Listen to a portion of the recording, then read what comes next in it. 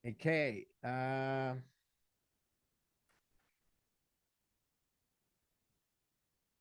Ngayon po ay mag-divert tayo ng konti ng message natin. Share natin ang screen. Let me know kung mawala po ang sound para ma-adjust natin kung anong dapat natin gawin.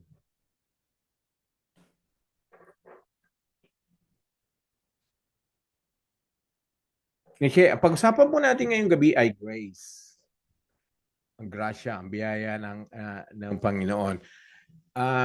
Itinalaga po ng Diyos na pag-usapan natin ang bagay ito, bagamat na bahagi na natin to, na-share natin to nung Sunday, sapagkat, bakit po? Bakit? Kailangan natin na talakayin uli ito. Kasi nga, nung tinanong ko ang marami doon sa church, sino sa inyo ang nakakasiguro na kayo ay mga anak ng Diyos? Marami pong talagang hindi nakasagot, hindi nakapagtaas ng kamay, which is understandable. Isa lang po ang sinasabi noon, maaaring hindi pa malinaw sa atin kung sino talaga ang anak ng Diyos at papaano ang isang tao ay maitatalaga na siya ay anak ng Diyos, siya ay magkakaroon ng kasiguruhan na siya ay anak ng Diyos, na siya talaga ay walang pag-atubili pa kung tanungin uli siya, ikaw ba talaga ay anak ng Diyos? Okay, so tingnan natin kung ma-overcome natin ang difficulties na yan sa karamihan sa mga Kristiyano, bagamat sila po ay matagal lang Kristiyano, marami na pong nalaman na dinig sa Biblia. Ngunit kung tanungin mo pa ang tanong na yan, ano mo pa sa kanila, ibato mo sa kanila, ay maraming nag-hesitate pa rin sagutin. So sana sa gabing ito, pagkatapos ay masasagot na natin yan ng walang alinlangan. Ang Diyos po ay gumagalaw sa atin sa pamagitan ng kanyang salita, sa pamagitan ng katotohanan, sa kanyang pag-ibig. Ang isa sa pinakamagandang binigay sa atin ng Panginoon na kanyang ibinabahagi sa atin ay tinatawag na grace o biyaya ng Panginoon. Okay, that is our subject tonight, grace of God. Ang Diyos po, ang grasya po ay, kung i-describe natin, ay isang bagay na ibinigay sa atin na hindi naman tayo karapat-dapat. We do not deserve that. Okay? So, kaya nga ibinigay sa atin ng Diyos yun kahit hindi tayo deserving, yun ay dapat magtutulak sa atin na talagang sambahin ng Panginoon at walang hanggang pasalamatan siya sa kanyang grasya. So, ang kaibahan po ng grace sa mercy, yung mercy naman po, ang awa ng Diyos ay inalis sa atin ang bagay na deserving natin. Inalis yun at hindi na pinatikim sa atin dahil sa awa ng Panginoon. Halimbawa po, ang kaparusahang walang hanggan. Tayo po ay deserving yon. Talagang karapat-dapat nating tanggapin yon, pero naawa ang Diyos sa atin at hindi niya na pinahintulot yon sa pamamagitan ng mga paraang ginawa niya. Ang isang paraang ginawa niya, kaisa-isang paraan ay sa pamamagitan ni Kristo. Kaya ang bagay na hindi na natin matitikman na deserving tayo, yun ay awa. Yun namang bagay na hindi tayo deserving. Hindi tayo dapat kaawaan ng Diyos. Hindi tayo dapat biyayaan ng Diyos. Hindi na tayo dapat na bigyan ng kabutihan ng Diyos. Ay yung tinatawag na grace. Okay. Dalawang klase po ang pagmamanifest ng Panginoon ng grasya o yung biyaya niya. Tinatawag po noon, ang dalawang bagay na yon ay common grace or saving grace. Iisa lamang po ang grasya ng Panginoon. Iisa lamang ng grace. There's no other grace. God has only one grace and that is for human beings. Ngayon po, ang recipient po ng grace ng Panginoon ngayon ay dalawang grupo ng tao. Papag-aralan natin ngayong gabi yan. So hindi lahat ay pare-pareho ang pagtugon ng Diyos sa sanlibutan, sa lahat ng nilalang. So meron pong common grace na ang ibig sabihin naman po yun ay ibinibigay niya yun sa lahat. Wala siyang pinipili, walang kondisyon. Ikaw man ay mananampalataya, ikaw ay sumusunod sa Kanya, ikaw ay surrender mo ang buhay sa Kanya o hindi, magiging Kristiyano ka o hindi, papasalamatan mo siya, tatangkilikin mo siya, irerespeto mo ang Diyos o hindi, ngayon, bukas o kailanman kahit hindi mo gawin yon, ikaw pa rin ay makakatikim ng common grace. Yun po yung mga bagay, yung kabutihan na ibinibigay ng Diyos sa lahat ng tao. Malalaman natin yun kung ano yung common grace. Ngayon, yun po ay ang common po ay available sa mananampalataya at hindi mananampalataya. Believers or unbelievers will experience common grace ng Panginoon. Halimbawa po, ang araw. Ang araw ay sumisikat, araw-araw yan, magbuhat sa umaga hanggang sa hapon. Makikita niyo po, hindi pinipili ng Diyos kung kanino sisinag ang araw. Maging sa mga masama at mabuti, mananampalataya o hindi, lahat ay nakakatikim ng kaginhawahan, ng benefit ng sinag ng araw. Ganon din po ang hangin, ganon din ang ulan. Walang pinipili, bagamat ang ulan ay merong iba-iba po ang level ng iba-ibang lugar. Pero lahat ng tao ay nakikinabang dyan. Okay? Yung saving grace naman po ay yun, hindi lahat ng tao ay makakatikim ng saving grace sa Panginoon. Yan ang isa sa pag-aaralan natin ngayon at pipilitin natin ng lahat ng ating kakayahan na maipaliwanag sa inyo. Okay? Bakit kailangan natin malaman ang grasya ng Panginoon, ang kanyang kaligtasan, ang salvation? Sapagkat lahat tayo ay naatasan na humayo, mag-share ng gospel, ibahagi ang ebanghelyo, ipaliwanag sa mga tao na kailangan silang maligtas. Kailangan maintindihan nila na kailangan nila ng Savior. Ngayon, kung tayo ay hindi malinaw ang mga bagay nito sa sarili natin, paano natin maipapaliwanag? Ngayon, kung alam natin ito, mas mainam ang ating sharing. Mas maganda at epektibo ang ating evangelizing work kung maintindihan natin ang grasya ng Panginoon at ang salvation. Ang nagiging problema nga ito dahil sa kabila ng pag-aapura ng mga tao na maging Kristiyano, sumunod sa Panginoon, basahin ang kanyang salita, minsan hindi na naintindihan ang isa sa pinakaimportanteng bagay, dalawang bagay na dapat malinaw na malinaw, walang pag-aatubili. So kailangan po alam nyo kung kayo ba ay saved. Dapat alam nyo ba kung kayo ay anak talaga ng Diyos? Yung bagay na yon. Kung sino magtanong, wala na ang hesitation, sasagot kagad na oo or hindi. Okay? So yan po ang pakay natin ngayong gabi. Okay. Ang Panginoon po ay umpisahan natin ang saving grace. Ang saving grace po ay sa Tagalog yon ay biyayang nagliligtas. Kabutihan ng Diyos na nagbigay ng paraan, lahat ng opportunity na tayo po ay maligtas. So karamihan po ng umaatin sa grupong ito ay ligtas na, which is very good.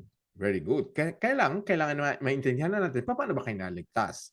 Hindi naman po sinasabi natin na hindi sigurado kayong naligtas.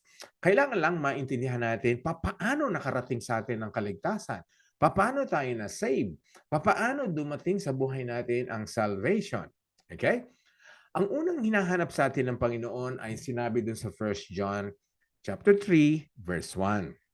Ang sabi, lahat daw tayo na mga Kristiyano ay dapat malaman natin ang pag-ibig ng Diyos. Ang sabi sa 1 John 3:1, pag-isipan ninyo kung gaano kadakila ang pag-ibig ng Diyos.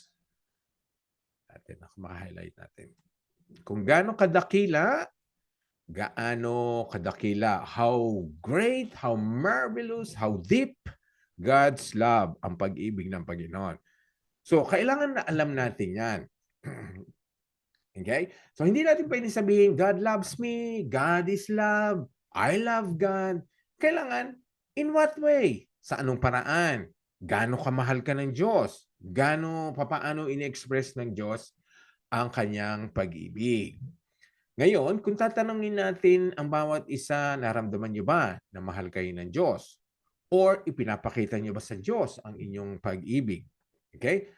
Sabi dito sa 1 John 3:1, alamin nyo o pag-isipan nyo, pag-aralan nyo, basahin ninyo, unawain ninyo kung gaano kadakila ang pag-ibig ng ating Ama. Ito mo, in-establish na kagad ang relasyon natin sa Kanya. Ang pag-ibig ng Diyos, hindi lamang siya ay Diyos, huwes, siya po ay creator, kundi siya ay Ama. Yan, ang ganda, no? In-establish na kagad ang relationship natin sa Panginoon. He's a Father. Celebrate nga natin ito nung last Sunday. So, He is a Father and He wants us to experience love, His love as a Father. Kaya pag-isipan kung gaano kadakila ang pag-ibig ng Ama sa atin. Okay. Tinawag niya tayong mga anak niya. Okay. So, ngayon, sino ang tumawag sa atin? Hindi ang church, hindi ang pastor, hindi ang kasama natin mga Kristiyano, kundi ang sabi, tinawag niya tayong mga anak niya, ang Diyos. So, ang Diyos ang tumawag sa atin. So, God is the one who established, who called us first. So, we cannot claim that unless God has done that first. Siya muna ang dapat magtalaga, tumawag sa atin na kanyang mga anak. At sabi naman dito, kung tinawag ka na ng Diyos, sinabi, tinawag niya tayong mga anak. Ayan, tinawag na tayo. Yun ngayon ang magpapatunay na anak nga. So, kung ikaw ay anak na Diyos, sabi nga, tunay na nga na tayo'y mga anak niya. Okay. Pag tinawag ka ng Diyos, wala na dapat alinlangan. Wala nang makakapag-deny niyan, wala nang makakapagpasinungaling niyan na hindi. Pag tinawag tayo ng Diyos na anak niya, tunay na tayo'y mga anak ng Diyos. Okay? So ngayon, ang susunod nating question ngayon ay, paano, in what way natin naramdaman, nakita o ipinaramdam ng Diyos ang kanyang pag-ibig? Kasi sabi dito, pag-isipan nyo. So bago natin mapag-isipan, bago natin maintindihan, kailangan maramdaman natin. Kailangan ipakita ng Diyos.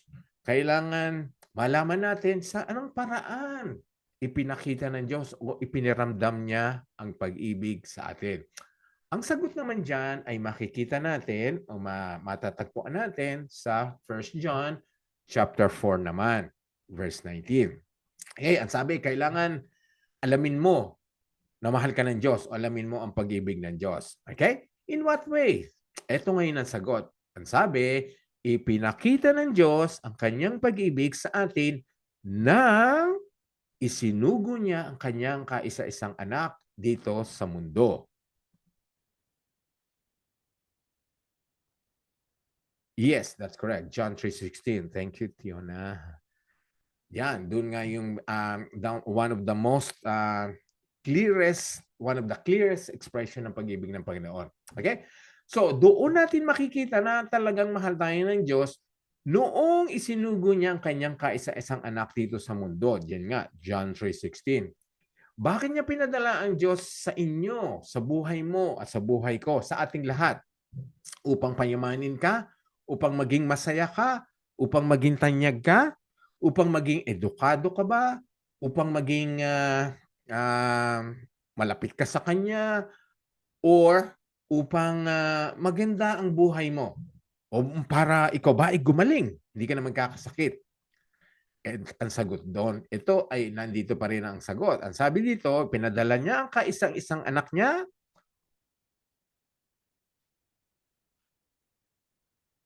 upang sa pamamagitan niya ay magkaroon tayo ng buhay na walang hanggan. Okay. So that is very clear. Dumating si Kristo sa buhay mo para ikaw ay maligtas at magkaroon ka ng buhay na walang hanggan. Lahat naman ng tao ay magkakaroon ng buhay na walang hanggan. They will live in eternity. Maging yung mga makasalanan, yung mga unbelievers. But ang buhay nila sa eternity will be spent in torment and punishment. So, yun sa kanila, although they will exist in eternity, Hindi nila matatawag na buhay yun eh. Kasi in every moment, pagka ang isang tao ay nasa impyerno, that person, ang sinisigaw lang niya, lamang niya ay mamatay na sana ako, matapos na ang mga paghihirap na ito, maglaho na ako. Kasi wala talaga ang buhay doon. Kaya tayo mga Kristiyano na we will spend eternity in heaven in the presence of God, yun ay talagang matatawag nating buhay. Yun naman ang pangako ng Panginoon. So pinadala niya ang kanyang anak upang sa pamagitan ni Kristo, makikita mo, sa pamamagitan niya. Okay? So again po, ito ay isang expression na walang maliligtas kundi kay Kristo lamang. Isa lamang ang kaligtasan. There's only one way. Kaya ang sabi, upang sa pamamagitan niya o hindi sa pamamagitan nila. Hindi po plural yan. Singular. Sa pamamagitan niya, tinutukoy si Kristo, ay magkaroon tayo ng buhay na walang hanggan. Ngayon, maraming tinanong sa inyo, siguro marami ng ilang beses na natanong kayo, how would you describe love? Ano ba talaga ang pag-ibig? So, marami pong description ng pag-ibig. Yung pag-ibig na alam natin ay yung pag-ibig na umiiral sa between human beings. Okay? Ang mga nag-iibigan, ang mga mag-asawa. Okay? Ngayon po, ang scripture po ay merong isang napakagandang description ng pag-ibig. Nandito rin sa talatang ito. Ang sabi dito, ito ang tunay na pag-ibig. Yan. Ito po ang nagsasabi, ang scripture. Ito raw talaga ang description ng totoong pag-ibig. Hindi tayo ang umibig sa Diyos, kundi siya ang umibig sa atin. Okay. That's the truth na dapat maintindihan mo, ako, tayong lahat. Hindi tayo ang unang umibig sa Diyos. Ang Diyos ang unang umibig sa atin, kaya nagresulta na tayo ngayon ay umiibig na sa Diyos. Kung hindi unang umibig ang Diyos sa atin, hindi natin siya iibigin. Yun. Kailan nangyari ito? Kailan nangyaring inibig tayo ng Diyos? Noong tayo ay nagkakasala pa, noong tayo ay sumusuway sa Kanya, noong tayo ay kalaban niya. Okay. So, if anyone would ask you, what is the biblical description of love? Ang sagot ngayon dyan is, love is when God loved me first despite me being His enemy. Okay. Ang sabi, ang description ng Panginoon ng pag-ibig ay siya ang nauna at isinugo niya ang kanyang anak upang akuin ang mga kasalanan para sa kapatawaran natin. Again, hindi dumating si Kristo, hindi pinadala ng Diyos para maging masaya tayo, maging happy, gumaling tayo, hindi na tayo magkasakit, wala nang problema. Hindi po yun. Dumating si Kristo para akuin. Itong word na to, akuin. Ang ibig sabihin po na akuin ay hindi naman sa Kanya, pero kukunin niya dahil hindi natin kayang dalhin. So, ang inako ay yung sa'yo yun, ikaw problema mo yun, kabigatan mo yun, deserving mo yun, pananagutan mo yun, pero inako niya, kinuha niya sa'yo yun. Yung responsibilidad na pagbayaran yun, kaya sa Kanya napunta yun. So, inako ni Kristo ang ating mga kasalanan para magkasala tayo ng husto, ulitin pa natin, dahil meron mga umaako, paulit-ulit natin gawin ang kasalanan. Hindi po, inako niya ang mga kasalanan para sa kapatawaran natin. Ito, kapatawaran natin, para mapatawad tayo. Okay, hindi inako ni Kristo yun para tayo umabuso. Para tayo ay paulit-ulit na gumawa ng kasalanan. Uy, meron palang inaako ni Kristo. So, gagawa uli ako. Kasi aakuin naman niya. No, aakuin niya yon para ikaw ay mapatawad at hindi mo na ulitin. Gawin mo, magpursige ka na iwasan na ang kasalanan. Yan po ang pag-ibig. Yan ang pag-ibig na ang Diyos ang unang umibig. Kung tayo ang umibig sa Kanya, yun po ay pretension. Kasi hindi totoo yun. Kasi nga, sinasabi ng Scripture, dahil makasalanan ang ating puso, ang ating isipan, hindi mangyayari na iibigin mo ang Diyos unless na iparamdam niya na mahal ka niya at gumawa siya ng paraan na makita mo ang pagmamahal na yon. So nakita na natin. Kaya nga, ang kayo at ako, lahat ay mahal na natin ng Diyos.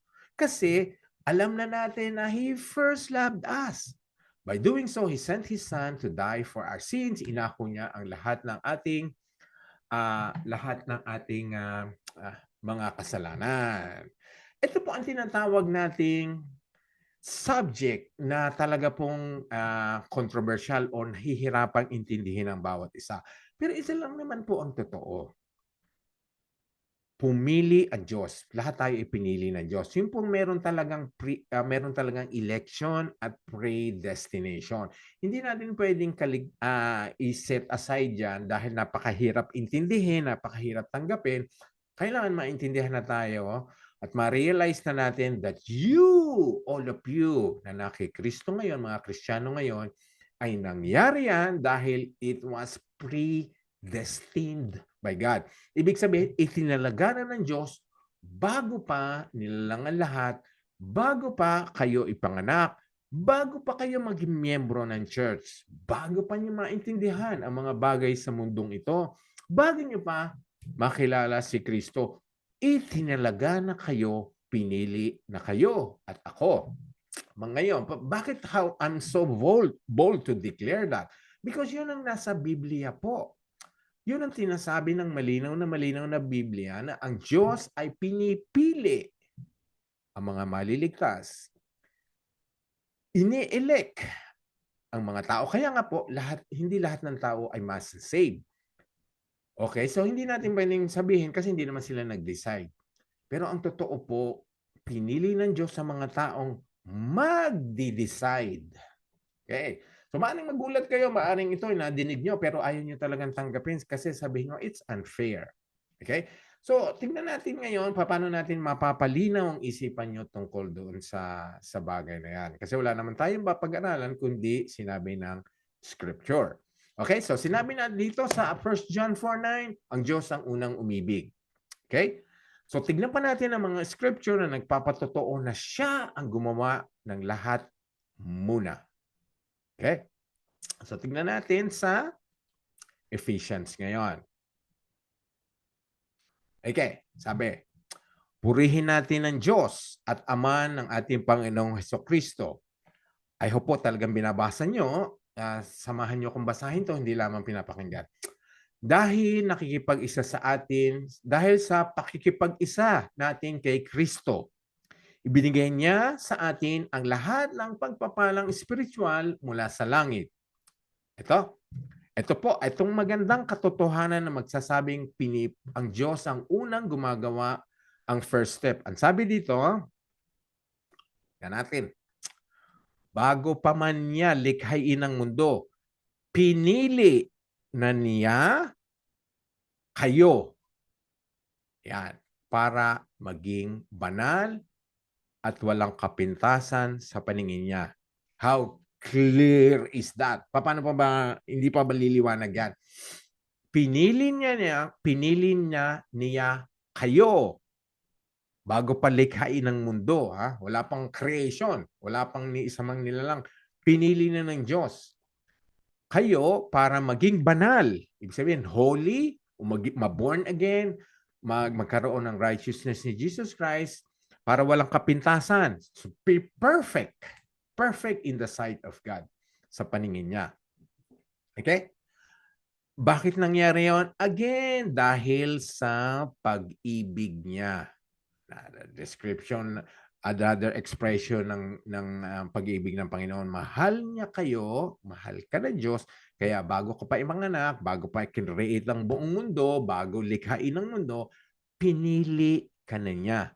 How can that happen? Because He's God.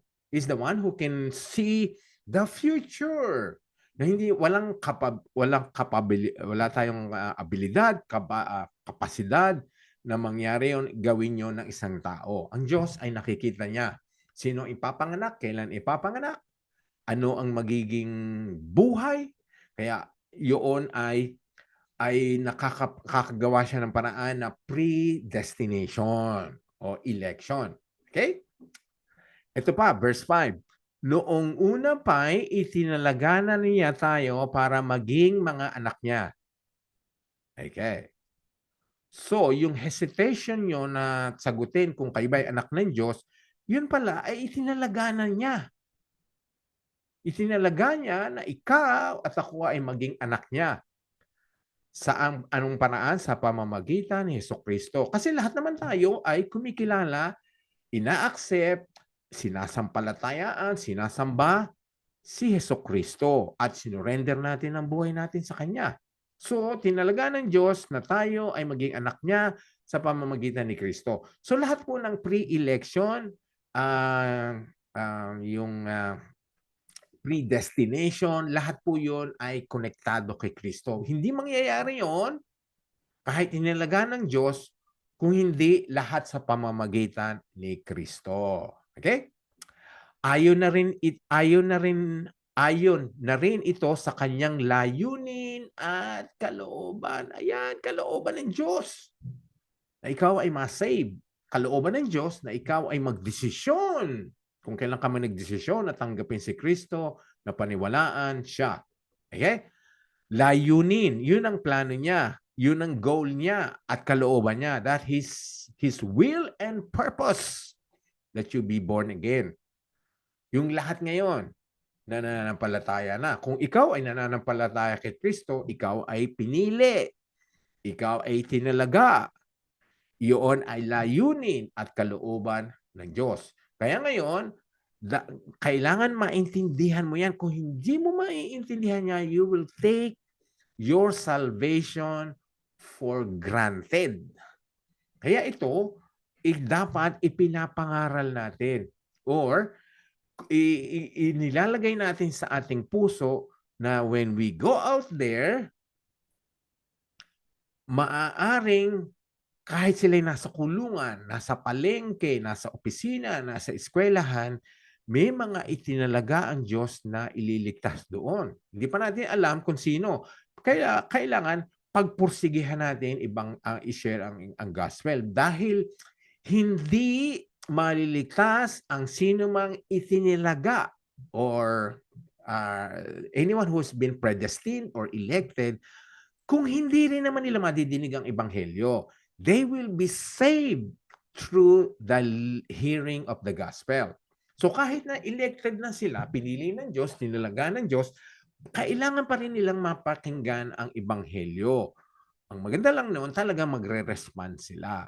So we cannot know kung sino talaga ang mga itinalaga na ng Diyos na nakahayo diyan sa paligid natin na hindi pa nakakadinig ng ebanghelyo. So we should still go out there.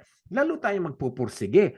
Dahil nasa isipan natin ngayon, magpe-preach ako doon, mag-share ako ng gospel, dahil baka merong pinili ang Diyos doon sa mga grupo ng taong yun na pupuntahan ko.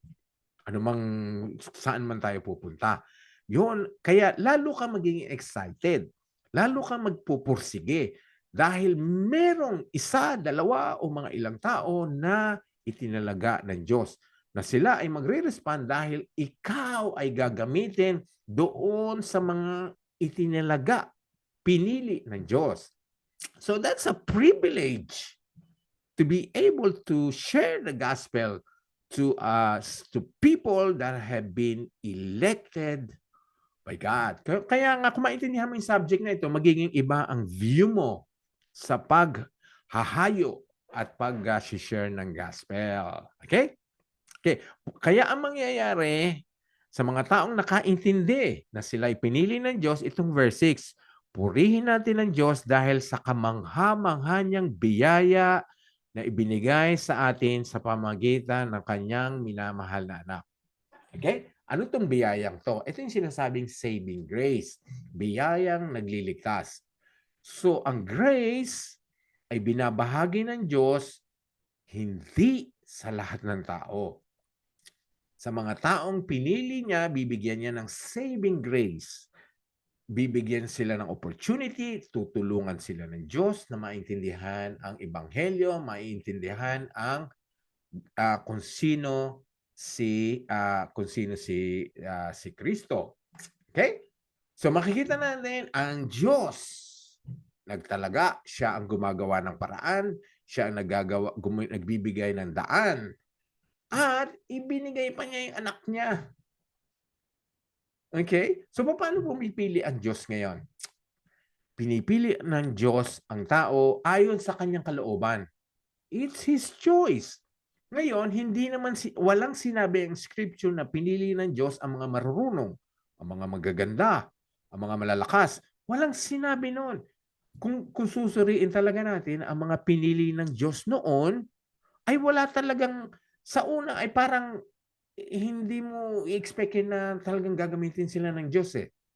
Pinili ng Diyos si Moses, pinili ng Diyos si Noah, pinili ng Diyos si David, pinili ng Diyos sila Jeremiah, yung mga propetang yon. Wala sa kanila na pinili sila ng Diyos dahil they're strong, they're good looking, they're matatangkad sila, malalakas sila, mga edukado sila, magagaling magsalita.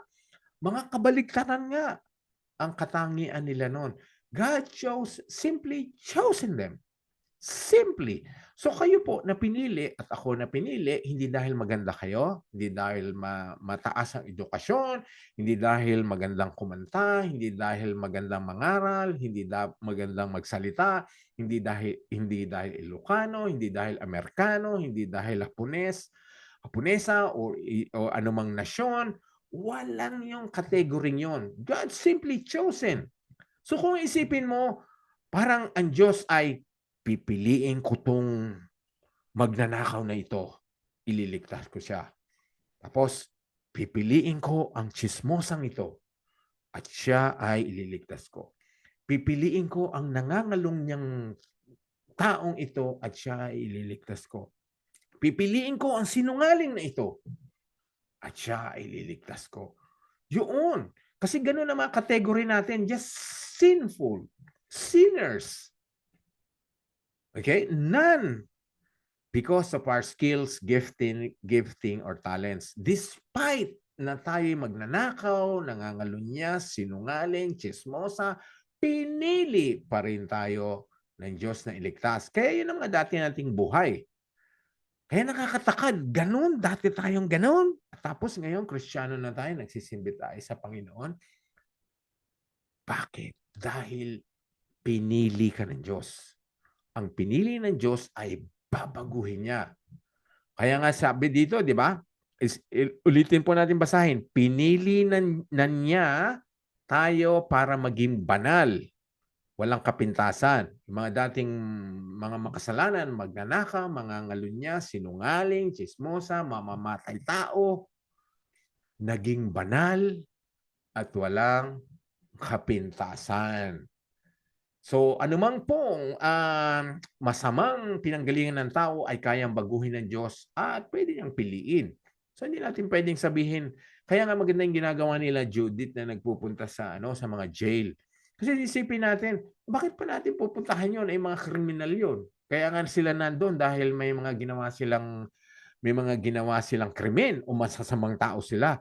Hindi natin pwedeng husgahan yun. Kaya kailangan puntahan natin doon sila kahit mga kriminal sila, mamamatay tao, mga rapists, magnanakaw, pwede pa rin pinili sila ng Diyos. Kaya ipangaral pa rin. Share mo pa rin ang mga gospel. Kaya tama po yung mga hospital ministry, mga prison ministry, kasi hindi mo alam na kahit doon sa kulungan, sa ospital, sa mga mental institution, hindi natin sila pwedeng sabihin hopeless na yan. Dahil maaaring pinili pa rin sila ng Diyos at sila'y magiging banal, walang kapintasan. Okay, ngayon po na-establish natin na ang Diyos ay umiibig first and then pumipili siya. Siya ang pumipili. Okay? Tapos siya ang gagawa, siya ay magdidesisyon, siya ang pipili kung sino ang magiging Kristiyano. kung sino ang makikilala si Kristo. Okay, basahin natin yung maganda to haba nung comments sa ano natin sa comment section. Basahin natin mamaya yan. Okay? So siya ang pumili. Okay? Ngayon, papatunayan ko sa inyo na walang nagdesisyon na tanggapin si Kristo kung hindi inakay siya, tinulungan siya ng God the Father. Okay? Ready na kayo? So it's not your decision. Kaya kayo nagdesisyon kasi inakay kayo, tinulungan kayo ng Diyos. Okay? So para maniwala kayo, basahin natin.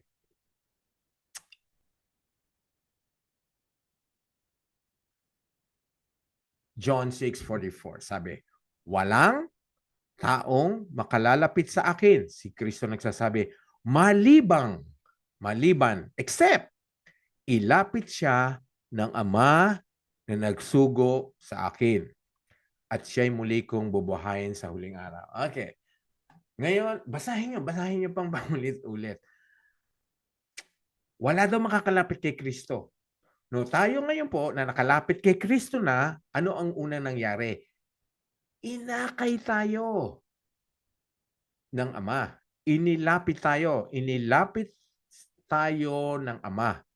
Inakay tayo kay Kristo. O binigyan tayo ng opportunity na makilala natin si Kristo, maintindihan natin kung bakit siya namatay, mabasa natin kung sino siya. Ang Diyos Ama ang gumawa ng paraan para ikaw at ako ay makalapit kay Kristo.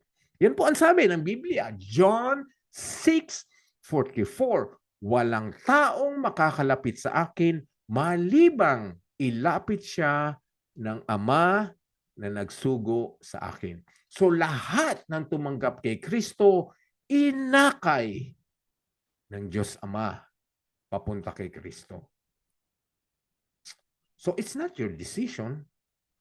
Nagkaroon ka ng desisyon dahil inakay ka muna o inalapit ka muna ng Ama kay Kristo. Noong ngayong nandun ka na sa harapan ni Kristo, suddenly nabuksan ng iyong mata, naintindihan mo ang Ebanghelyo, naintindihan mo kung bakit namatay si Kristo sa iyo. Dahil tinulungan ka ng Diyos. Kasi kung ilalapit ka ng Diyos kay Kristo, bubuksan niya yung spiritual eyes. Palalambutin niya ang iyong matigas na puso kahit gaano ka pa kasama. Pag inilapit ka ng Diyos, ay maiintindihan mo. Okay. So, walang nakalapit kay Kristo dahil sa sarili nilang desisyon. No, it's after. The decision was after the move of God the Father. Okay, sana po maging malinaw na lahat tayo inakay ng Ama, Diyos Ama, towards Jesus Christ. Ang pag-akay na yon ay nagpadala ang Diyos ng tao para i-share ang gospel sa atin, o napadpad tayo sa simbahan, o naka-attend tayo ng Bible study, o merong dumalaw sa atin, o meron tayong nakilalang Kristiyano. Lahat ng paraan na yon ay ginamit ng Panginoon o tinatawag na pag-akay, paglapit sa atin. Iba't ibang paraan ang ginamit ng Panginoon para maintindihan natin ang gospel, maintindihan natin ang salita ng Panginoon, maintindihan natin kung sino si Kristo. Ginawa niya yun. Ginawa ng Diyos yun. Gumawa siya, pinagduktong-duktong niya ang event sa buhay mo at sa akin. Maaring yung mga na-born again dito sa Australia, dati nasa Pilipinas kayo, gumawa ang paraan ng Panginoon para ma-approve ang visa ninyo, makarating kayo sa Australia, tapos dito kayo na-born again. O yung iba naman siguro, sa Amerika na-born again, o sa China, kung saan man lugar, pinadala kayo ng Diyos doon. Tapos doon niya nadinig ang gospel. O doon sa mga kababayan natin sa Pilipinas, doon sila na born again. Doon sila binigyan ng opportunity ng Panginoon na makadinig. Doon sila nakakilala ng mga Kristiyano o naka-attend ng service o nadinig ang mga pangangaral sa YouTube, sa Facebook. Ano ang paraan? Yun ay pag-akay ng Panginoon o paglapit ng Panginoon. So it's God o ikaw muna, itinalaga ka muna, pinili ka niya, tapos inakay ka niya papunta kay Kristo or gumawa siya ng paraan para mailapit ka niya kay Kristo. Okay, basahin po natin uli. Walang taong makakalapit kay Kristo malibang ilapit siya ng Ama na nagsugo kay Kristo. Ang Ama nga nagpadala kay Kristo, tapos siya pa rin ang pumili ng mga taong lalapit kay Kristo. Kaya wala talaga tayong maipagmamalaki. Ngayon, ano naman ang magiging respond ni Jesus Christ doon sa mga inilapit sa kanya ng Ama? Okay, basahin natin sa John 6:37. Okay, ang sabi, ito ang patutuo ni Kristo. Ang sabi niya, ang lahat ng taong ibinibigay sa akin ng Ama ay lalapit sa akin. Yun, kaya ka nag-respond. Ibinigay ka ng Ama kay Jesus Christ. Okay? At hindi ko itataboy ang mga lumalapit sa akin. So again, another scripture na it's God who's doing the move. Siya ang gumagawa ng paraan para ikay makalapit kay Kristo. Yan. Ang ginamit ng word ni Jesus Christ, binibigay. So, binibigay sa kanya ng Ama ang mga taong maboborn again. Ang mga taong maniniwala kay Jesus. Ang sabi, ulitin natin, ang lahat ng taong ibinibigay sa akin ng Ama. Okay? Ang Ama ang nagbibigay. Hindi po si Mary, hindi kung sino si Santo, hindi ang church, hindi kung sino mang pastor. Walang credit po ang kahit sino. Walang credit po. Kahit yung mga nangaral, sila po ay ginamit lamang ng instrumento ng Panginoon. Pero ang Ama ang nagbibigay ng mga taong magiging born again at ilalapit nila kay Kristo. Wala pong ibang way. Kundi sa lahat ay sa pamamagitan ni Kristo. Tapos nga, ang sinabi, lahat ng binigay sa kanya ng God the Father, hindi ko itataboy. Ibig sabihin, pag pinili ng God the Father, qualified na kagad. Qualified na kagad. At siguradong tatanggapin ni Kristo. Sabi niya, di ba, linaw po. Hindi ko itataboy ang mga lumalapit sa akin. So kung pinili ng Diyos, again, uulitin ko yung mga terms na ginagamit ko. Kung pinili ng Diyos ay magnanakaw, ilapit niya kay Kristo, tatanggapin ni Kristo. Kung pinili ng Diyos Ama ay sinungaling, lalapit niya kay Kristo, tatanggapin ni Kristo. Kung pinili ng Diyos ay rapist, ilapit kay Kristo, tatanggapin ni Kristo at babaguhin niya. Kaya tayo naman ay mga ganon. Dati rin tayong ganon ang buhay natin. Mga chismosa, sinungaling, mga magnanakaw. Although hindi tayo pumatay ng tao, mamamatay tao tayo na sabi sa puso natin dahil marami tayong kaaway, kagalit, kinakamuhian. So we were murderers. We were liars. We were thieves. Tapos, nangangalunya. Dahil we can commit adultery from our hearts without even doing it physically. Ngayon, lumapit tayo kay Jesus, hindi na tayo itinaboy. Ngayon, pag lumapit ka na ngayon kay Kristo, ano ka na ngayon? Ano na ang tawag sa iyo ngayon? Although marami tayong ginagamit na term na saved, born again, Christian, believers. Pero ang pinakamaganda po talagang term sa atin ay anak ng Diyos. Mga anak na tayo ng Diyos. So ngayon, hindi natin pwedeng sabihin, anak ako ng Diyos kasi mahal ako ng Diyos. Inako niya ang kasalanan ko at ma-attend ako ng church eh. I enjoy Christian music, nakikinig ako ng mga gospel song. Minsan-minsan, nagbabasa ako ng Biblia. Maring anak ako ng Diyos kasi nga, yun. Marami akong kaibigang Kristiyano. Ang tatay ko ay pastor. Ako ay lumaki sa simbahan. Ang katabi ng kapitbahay namin ay laging may Bible study. Nakikinig ako paminsan-minsan. So, anak ako ng Diyos. Hindi po yun ang kategory para sabihin mong ikaw ay anak ng Diyos. Kaya nga po marami nag-aatubili yung tinanong ko nung last Sunday, kukunti lang po talaga kapag taas ng kamay. Sino ba talaga dito? Nung tinanong ko, sino ang talaga makapagsabi na sila yung mga anak ng Diyos? Maaaring talagang anak naman sila talaga ng Diyos, kaya lang hindi nila ma-express o maisabing with conviction na, yes, I am a child of God. Okay? So alamin ngayon natin ang category para ikaw ay masabi mong ikaw ay anak ng Diyos. Okay, tingnan natin sa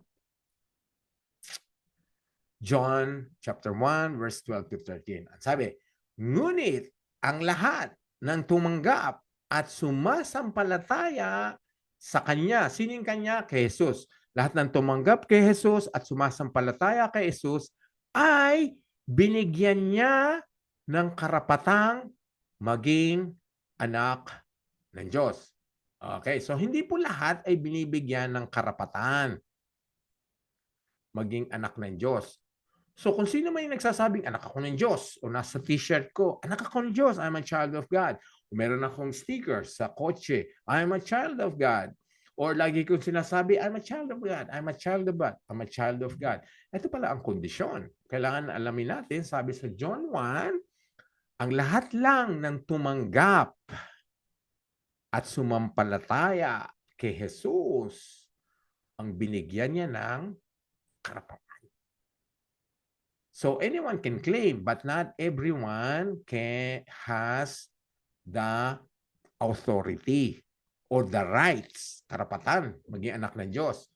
Simple lang naman ang para magkaroon ka ng karapatan. Tumanggap, tanggapin mo kung sino si Kristo. Ang sabi, tumanggap. Ang lahat ng tumanggap, lahat ng sumasampalataya ay meron ng karapatan. Ibibigyan ng karapatang maging anak ng Diyos. Yan. So ngayon, kung tatanungin natin uli, sino sa inyo ang makakapagsabing sila ay anak ng Diyos? Tatanungin natin. Siguro dapat ang sagot nyo na ngayon as, yes, ako yan, dahil tinanggap ko si Kristo, sumasampalataya ako sa Kanya, kilala ko si Kristo, alam ko kung anong ginawa niya, then meron kang karapatang taas ang kamay mo, ipagmalaki, i-announce mo, I am a child of God. Not in, hindi naman ipagyabang, hindi naman ipagmalaki, kundi talagang with conviction na talagang aaminin mo, sasabihin mong ikaw ay anak ng Diyos. Dahil tumanggap ka kung sino si Kristo at sumampalataya ka sa Kanya. Yan. So, kung ganito po ang nangyari, pag may nagtanong ngayon, ikaw ba'y anak ng Diyos? Taas ka agad ng kamay. Yes, big oo. Do not hesitate. Do not even be ashamed. Dapat hindi tayo nahihiya. Kahit ito, tanungin sa opisina, sa gitna, sa napapaligiran tayo ng mga kaopisina nating, mga hindi Kristiyano, ibang nasyon. Pag tinanong tayo, yes, I am a child of God. In front of anyone. Sabi nga ng Biblia, kung ikahihiya mo si Kristo sa mundong ito, kahihiya ka rin niya pagharap mo sa Ama. Okay? So, kung ikaw ay may karapatan, kaya ka nagkaroon ng karapatan, simpleng tumanggap ka kay Kristo, sumasampalataya ka sa Kanya. Okay? Ito pa ang another patotoo na yung karapatang ginawa mo, natanggap mo ay dahil sa ginawa ng Diyos. Ito, verse 13. Basahin po natin, ha? Naging anak sila ng Diyos hindi sa pamamagitan ng physical na pagkasilang. Hindi dahil because of your physical birth. O dahil sa kagustuhan ng tao. Kundi dahil sa kalooban ng Diyos. Okay? Ang ibig po sabihin nito, ikaw ay naging anak ng Diyos, it's not because of your decision. It's because it's the will of God for you to make the decision. Tinulungan ka ng Diyos na mag-decide na tanggapin at sumampalataya kay Kristo. So, hindi dahil physical na pagkasilang. So, irregardless whether you're Chinese, American, Russian, Filipino, Australian, or hindi mo pwedeng sabihin ipagmalaki ngayon, ako ay anak ng Diyos dahil nag-decide akong tanggapin si Kristo. Ako ay naging Kristiyano dahil umaattend ako sa ganong simbahan. Ako ay naging Kristiyano dahil ako ay nagdesisyon. Sarili kong desisyon yan. No. Sabi dito, hindi dahil sa kagustuhan ng tao. Hindi ka nagkaroon ng desire kung hindi ka tinulungan ng Diyos. Okay? Sabi, hindi dahil sa kagustuhan ng tao, kundi dahil sa kalooban ng Diyos. It's the will of God. Kung walang will ng God na ikaw ay maborn again at ako ay maborn again, hindi natin magugustuhan ang Diyos. Hindi natin magugustuhan ang kanyang salita. Okay? Ay, sana po ay nagiging malinaw na wala tayo talagang pagmamalaki sa ating salvation. At lahat ng credit, hindi dahil sa church, hindi dahil sa pastor, hindi dahil sa ibang evangelist na nagpunta sa atin, hindi dahil sa mga nangaral sa atin, ginamit sila ng Diyos. Dahil ikaw ay pinili, ikaw ay inakay, ikaw ay binigyan ng karapatan, ikaw ngayon ay anak, ikaw ngayon ay anak ng Diyos. Okay? So meron ka ng naiintindihan mo ang pag-ibig ng Diyos, naiintindihan mo kung bakit nagpunta si Kristo sa iyo, naiintindihan mo na ikaw ay pinili, tinalaga ng Diyos bago ka pa ipanganak, na ikaw ay nagdesisyon dahil tinulungan ka ng Diyos dahil yun ang kalooban niya. Inakay ka niya kay Kristo, tinanggap ka ni Kristo, hindi ka niya itataboy, hindi ka niya itinaboy. Ngayon, naintindihan mo na yun ay kalooban ng Diyos. Kaya ang nangyayari po ngayon ay doon sa Galatians 4:6. Ang sabi, dahil mga anak na tayo ngayon ng Diyos, sinugo ng Diyos ang Espiritu ng kanyang anak sa ating puso, kaya makakatawag na tayo sa kanya ng Ama.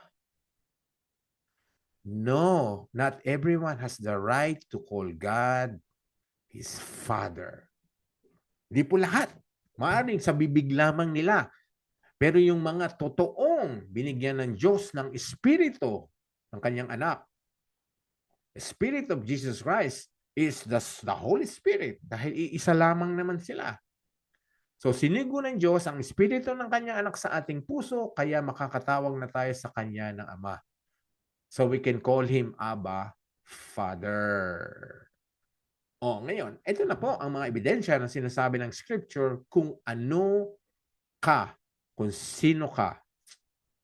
Kung lahat ng ito ay totoo sa iyong buhay, you will never hesitate again to answer the question, are you a child of God? Outright, ang sagot mo, yes, yes, and yes, dahil nagawa mo yung lahat ng sinasabi ng Scripture, lalo na sumasampalataya ka at naniniwala ka kay Kristo.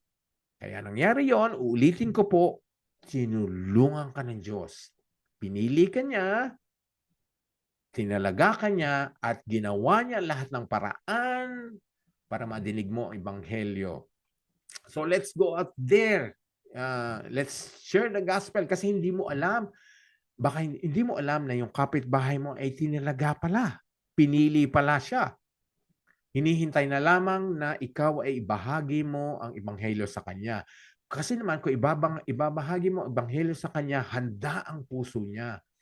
Handa ang mata niya. Hindi pa niya alam but suddenly when you share the gospel, because God has predestined that person to receive the gospel, to understand the gospel, kaya magiging effective ang iyong pag-share. So huwag kayong mawawala don't lose hope o manghihina sa mga hindi tumanggap. Simply accept it that maybe they're not predestined by God. They're not one of those elected. Okay? But kailangan maintindihan nyo ngayon na kayo ay predestined. Kayo ay elected. Kayo po ay elected nung bago pa kayo panganak. Bago tayo panganak, ang nangyari ngayon sa inyo, whether na born again kayo sa Pilipinas, sa Australia, kung ano man lugar, yun ay tinalaga ng Diyos na mangyari sa'yo. Wala tayong maipagmamalaki talaga. Although we make the decision, God helped us to make the decision. All credit, all glory to God. So, kung maintindihan niyo po talaga ang pinag-aralan natin ngayong gabi, wala ka talagang hinto ng pagpapasalamat, pagpupuri sa Diyos Ama. Dahil ginawa niya lahat para ikaw ay maging Kristiyano ngayon. Sabi ni Fiona doon sa sa chat section po, kung bubuksan nyo. Sabi niya, shinare niya, just as His love, He chose us in Christ. Tama. Selected us for Himself as His own before the foundation of the world, so that we would be holy, consecrated, set apart for Him, purpose-driven, and blameless in His sight. In love, He predestined and lovingly planned for us to be adopted to Himself as His own children through Jesus Christ, in accordance with the kind intention and good pleasure of His will, to the praise of His glorious grace and favor, which He so freely bestowed on us in the beloved His Son, Jesus Christ. In Him we have redemption, that is our deliverance and salvation through His blood, which He paid the penalty for our sins and resulted in the forgiveness and complete pardon of our sins, in accordance with the riches of His grace, which He lavished on us. Ephesians 1:4-8, yung binasa natin sa Tagalog kanina. Ang Panginoon Diyos po ang nagbubukas ng ating mga puso, correct, at nagpapabago dito sa atin. Kasi nga, kung di tayo tutulungan ng Diyos, ilang beses ko na pong binanggit ito sa mga nakaraang pag-aaral sa preaching, kung hindi tayo tinulungan ng Diyos, we would not choose God. Hindi natin siya pipiliin. We will choose the pleasure of this world. Pero binuksan ng Panginoon ang ating mga puso. Okay? But as many as did receive, welcome He gave the right. Ayan, the right, the authority, the privilege, yung karapatan sa English. The right, the authority, the privilege to become children of God. That is to those who believe, to adhere to, trust, and rely on His name. Okay? I am a child of God. Yan. Dapat sinasabi natin, pinagmamalaki natin yan. Why don't we start posting that sa Facebook? Okay? Although tama naman po, I am saved, I am a Christian, I am a believer. Ito po, yun ang pag-aralan natin ngayong gabi. Maganda po sinasabing, I am a child of God. And thanks be to God, the Father and Lord Yeshua Christ. But God clearly proves His own love for us by the fact that while we were still sinners, Christ died for us. For while we were enemies, we were reconciled to God through the death of His Son.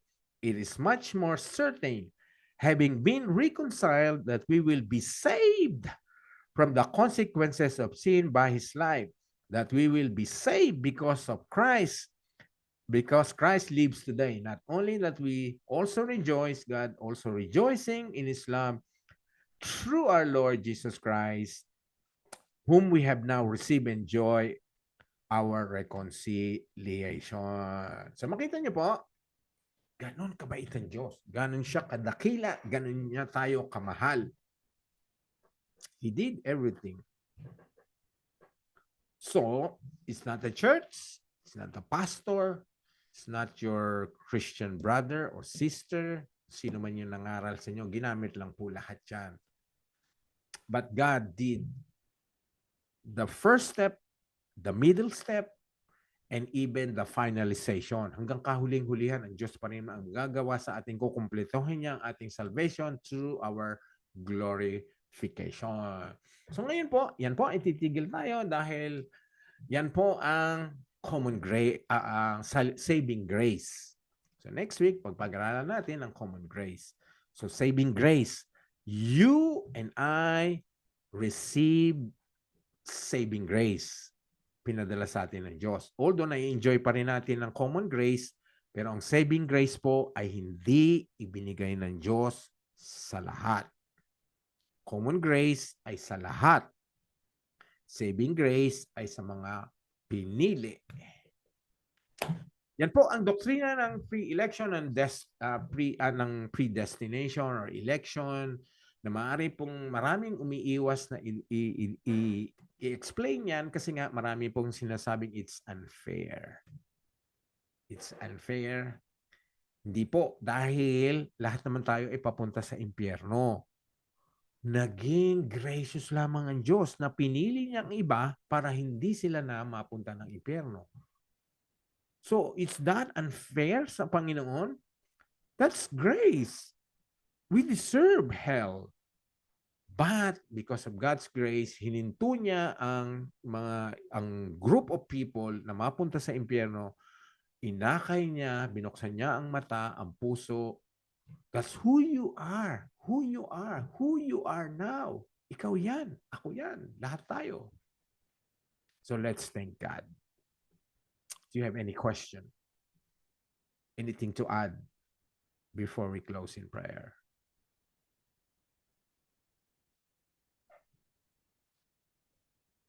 Hindi ko mabuksan yung camera ko. Sana po naging malinaw at balikan niyo po ang ating mga verses, even the recordings, and share this. Take this with you as you share po. Kung nakinig po kayo ngayong gabi, this should cause you to be more excited to share the gospel. Kasi nga, pupunta kayo doon sa lugar na hindi mo alam na may mga pinili ang Diyos doon, na ikaw ang part of God's salvation doon sa taong yon. Okay? So, ito nga, yung predestination election, ang sabi ng ibang tao, bakit pa tayo mag-share ng gospel? Meron pala mga elected, mga predestined. Yung mga predestined na yon, mga elected na yon, ay hindi rin naman sila talaga tatanggap unless someone share the gospel. Maganda, ikaw ang naging instrumento ng Diyos. Di ba? So, let's take every opportunity to share the gospel. Again po, wala na pong question. Wala na kayo idadagdag. Opo, naging malinaw ang ating pag-aaral ngayong gabi sa pagsagot. Okay, meron po kayong ano dyan, no? May mga nalalagyan nyo po ng ng reaction po, di ba? Yung mga mga kahit hindi kayo magbukas ng camera, tanungin natin, sino ngayon ang mga anak ng Diyos? Sino makakapagtaas ng kamay? Tingnan natin sino. That's really good. Ayun po, nagtataas ng kamay. Nakita niyo mga kamay. Ang daming kamay. Dapat po ganyan. Sinong anak ng Diyos? Sinong mga anak ng Diyos? We're ready to say, yes, I'm a child of God. I would never be ashamed. Thank you po sa mga nagtaas ng kamay. Yes, yes, yes, yes. We are children of God. Again, thank you sa God the Father. Thank you kay Jesus Christ. Thank you sa Holy Spirit. Okay, let's close in prayer. Cherry, before we say good night. Good evening po.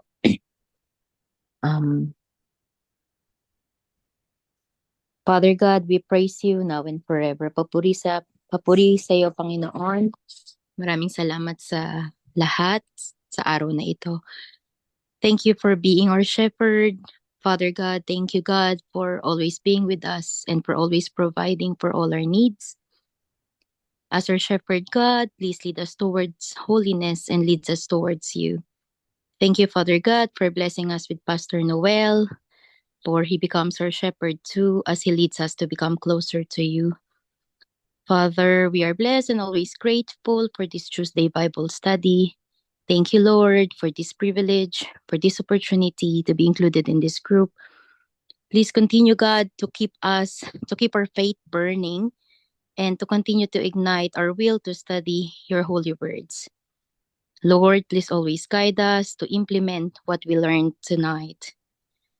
Lord God, naway maging proud kaming sabihin na ikaw ang aming Ama at kami na kami ay iyong mga anak na walang pag-aalinlangan. Yes. Lord God, salamat sa lahat ng biyayang ipinagkaloob mo po sa amin, lalong-lalo na sa biyaya ng iyong pagliligtas. Thank you, Father, for sacrificing your Son, Jesus Christ, so as your children will be with you in eternity. Thank you, Father, for your love and saving grace. Thank you for your love, despite that you are or we act. Sometimes we act as your enemy. Salamat po, Panginoon, sa pagtatalaga at sa pagpili sa aming mga naririto ngayon na makamit ang pagpapalang espiritual. Lord, let us do our part as your disciple to share to others what we learned today, to share our faith and learning to others, so there will be more people that will receive your saving grace. Father, we admit that we are sinners and we thank you, Father God, for forgiving us. Salamat po, Panginoon, sa pagtanggap mo sa amin sa kabila ng aming mga pagkukulang at pagkakamali. Lord, naway patuloy rin po naming tanggapin ka at patuloyin ka sa aming mga buhay upang kami mas maging karapat-dapat na tawaging mga anak mo. Thank you, Lord, for the strength and health that we had for the whole day. Thank you for the beautiful weather we had here in Canberra or in Australia. Nawa, Panginoon, maging maayos na rin po ang panahon sa Pilipinas. Yes. Lord God, give people in the Philippines strength and provision, lalong-lalo na sa mga naapektuhan ng bagyo. Yeah. Heal our sick brothers and sisters, Lord. Give us good night's sleep tonight so our body will be able to recover and be ready for tomorrow. All these prayers I ask in Jesus' name. Amen. Beautiful. Thanks, Jerry. Amen. Amen. Thank you. Let's declare this benediction with conviction.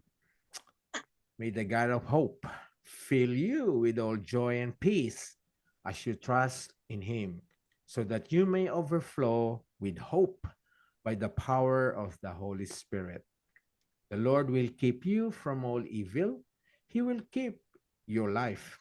The Lord will keep your going out and your coming in from this time forth and forevermore. The Amen. God of endurance and encouragement grant you to live in such harmony with one another, in accord with Christ Jesus, that together you may with one voice glorify the God and Father of our Lord Jesus Christ. Amen. Amen.